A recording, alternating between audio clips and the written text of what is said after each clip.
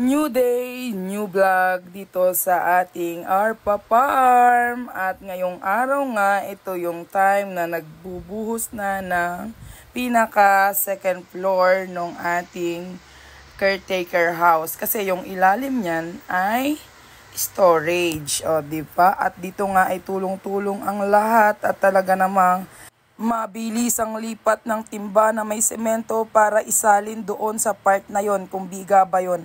Ayan, kasi ayan nga at yan ay ipoploringan na. At dito after ng umaga ay syempre nagluto tayo ng pansit habhab, merienda nila.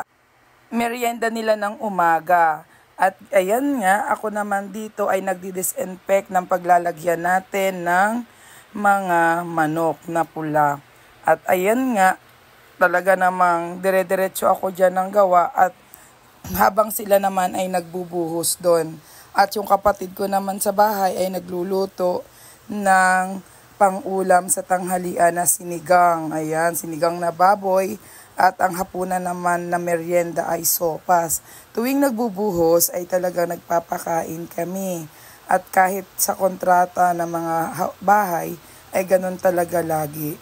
Pero ayan, dito naman ay talagang busy-busy naman ako mag-disinfect. Lahat yan, lupa at saka yung buong paligid dyan ay talagang kailangang i-disinfect bago maglagay ng ating mga alagang manok na pula. Ayan, at dito nga ay nakapaglipat na ng ating magti 3 months old na manok na pula. At ito, ayan na, ang gaganda. At ito naman yung mga inahin ko na binili ko sa iba't ibang mga nagtitinda.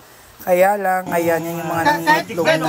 At after nga no, ng gabi na, ay syempre nagkauntian din ang ating mga worker at talaga namang nagkakasayahan na dito sa part na to. At ayan, name ko at name ng asawa ko ang ating sinusuduko ni Kuya Rodel. O, diba?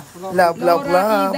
At talaga namang andito nga yung sabi pagkatapos ng buhos, ay talagang may kauntian dyan at nagbili ako ng ilang bote ng Mr. Alfonso. Kasi nga lahat naman ay nagtulong-tulong din sa pagbubuhat ng mga manok at paglilipat. At talaga naman kahit oras na ng sobra na ng oras ay tulong-tulong pa rin. Kaya salamat sa inyo. At naway ang paglilipat ng ating manok na pula ay maging ayos at ang ating pagbubuhos ay maging maayos. At nakakatuwa nga dito sa part na to ay talaga namang lahat ng mag-aasawa ay kanyang inaano ni Kuya Rodel. Ayan o, diba? Love, love, love.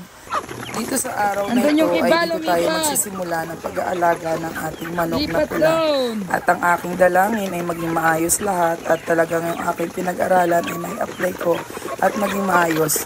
Alam ko na may darating namang mga pagsubok pero syempre magagawan natin ang paraan yan. At syempre lagi tayong maniniwala kay Lord kasi hindi naman niya ito itutuloy kung hindi magiging maayos at hindi ako matututo sa mga mangyayari dito. Parang ibon lamang. Nagsimula ako sa isa, namatayan, at hanggang sa naging nalaman ko kung ano ang mga dapat gawin. Hanggang sa dumami na, nakapagpaitlog at naghahantid. Parang sa isda, nagsimula lang din ako sa isa, namatayan, bumili ng marami, namatayan. Pero ngayon, mas marami na. At ang dami ko nang napaanak at ang dami ko na rin mga naging isda. At itong araw nga na ito ay hindi ko akalain nakabilugan pala ng buwan. Nakakatuwa kasi siya ang magbibigay ng liwanag sa unang gabi ng aking mga alaga. Ang saya lang kasi talaga namang pinag-adya ng panahon ang aking paglilipat na ito. And thank you Lord, ikaw na po ang bahala sa akin, sa aking mga journey na ito, sa aking lahat ng mga gagawin.